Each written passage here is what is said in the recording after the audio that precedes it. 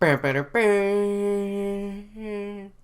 up YouTube? It's Josh, this is the Den of Nerds. This video is going to be all about Arrow Season 5, some of the new characters that they've brought in, the people who have been cast to play those characters, and what the changes for the overall tone of the show mean for viewers. So let's get right into it. So, in case you hadn't heard, they have cast two Vigilante characters, one literally called Vigilante, who is a district attorney in the comics. He's a Marv Wolfman character, which is pretty cool. That's really old school, deep cut comic book stuff. It's nice to see DC pulling really deep. As I said in some of my other videos, the CW universe is not afraid to go for those kind of characters, which I think is really cool. But they've cast that character along with another character that's called Wild Dog. So both of these Vigilante characters are going to be making appearances on the show. Now, the Wild Dog character has been cast as a guy named Rick Gonzalez. He was in a movie called Biker Boys, he was in the War of the Worlds, and he had an ongoing role in Mr. Robot, which is a really cool show. So that's pretty sweet. The guy who is playing Vigilante is Josh Segarra. He was Billy on Sirens. He played a Justin Voight character on Chicago PD. So he has his roots in those kind of shows, these kind of detective noir shows. So that's kind of cool. Now, the way that I think this is going to play out, according to everything that I've read and all of the research that I've done, is that this Wild Dog character may start to be a vigilante right at the time when Oliver maybe is taking more of his mayoral duties a little more seriously and spending more time on those.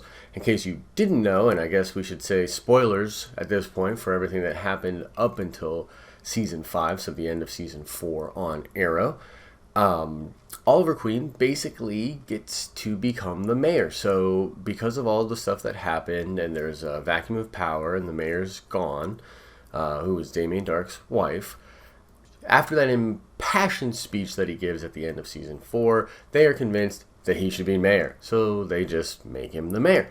So I think what's going to happen is this district attorney character is going to come into the city and he's going to be working closely with Oliver Queen, the new mayor, on their policies towards vigilantism and crime in the city, and just in general trying to lift Star City out of the really bad couple of years that it has had, all under the watchful eye of Arrow, by the way, which is like, man, it seems kind of like superheroes are bad vibes for cities.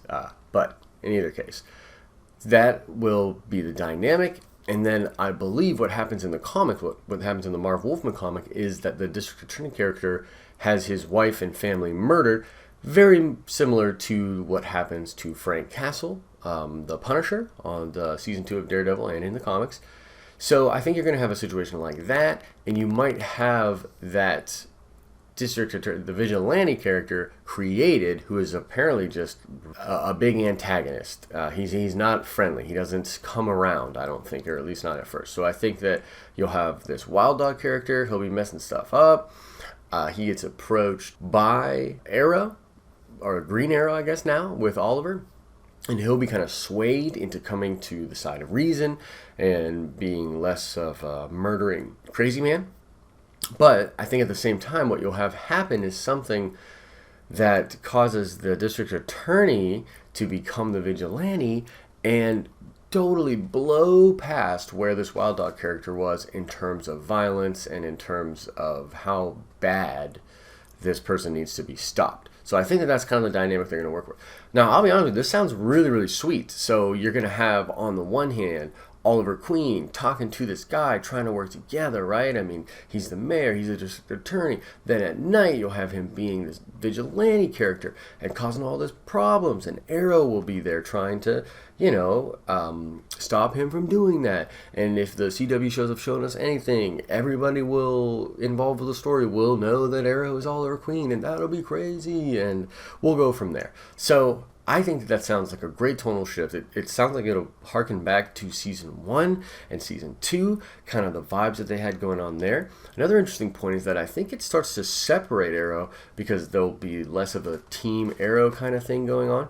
I think that it'll start to separate him from the way that he's basically been absorbing the Batman role in the CW universe, and you could see this as a way to kind of make him his own kind of green flavor so that Batman can come in and not be like, well, I have a team of people just like you do, and start to maybe have this Justice League, if you will, start to build this thing. If you've been noticing, I have an impassioned hope that this happens for the CW universe, so that could be kind of cool. Let me know in the comments, do you think this will be a welcome change to what Arrow has kind of become? It's been a little stagnant lately. It hasn't really had the oomph that it had in earlier seasons, and shows like The Flash and Legends of Tomorrow have really taken away some of its buzz, some of its thunder, if you will. So what do you personally think? Do you think that this shakeup and the vigilantes and maybe examining and breaking down of Oliver is a good idea? Do you think it's a bad idea? Let me know in the comment section below.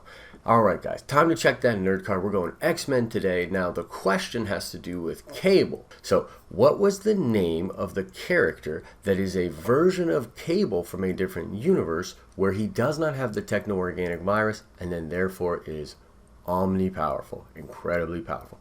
What was the name of that character? Answer the question in the comment section below. Like the video if you thought it was awesome. Share the channel with your friends. And as I always say, guys, I hope you're having an awesome and nerdy day. See ya!